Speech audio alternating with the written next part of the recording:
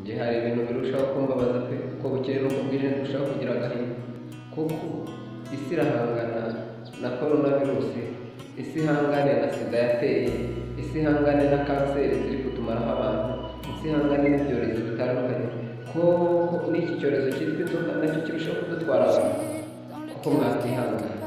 Iki cyorezo kimeze nabi, icyorezo kidatinya kwambura umuntu w'umugabo ipantaro ari mu muhanda, icyorezo kidatinya kuraza umuntu w'umugabo mu nzira kandi yarubatse, iki cyorezo kuko mwaretsemo tukakirinda. Iki cyorezo gituma umuntu atacyura imodoka imwe kikamuraza nzira kandi yarayiguye, iki cyorezo mwaretse tukakirinda. Iki cyorezo cyitwa inzoga nacyo kirazimara abantu, kandi n'ibiyobyabwenge muri rusange ni ukuri mureke abantu tubyirinde, kubera ko nta keza kabyo pe, nyine bifite ubwenge nk'uko bimeze.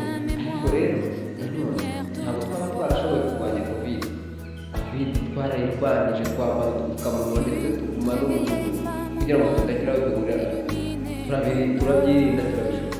None ko iki cyorezo cyitwa inzoga ndetse n'ibiyobyabwenge bitunanire urubyiruko, abasore n'abakobwa, abagabo n'abagabo, mureke dufatanye dutizanye imbaraga turwanye iki cyorezo kuko cyazamara abantu.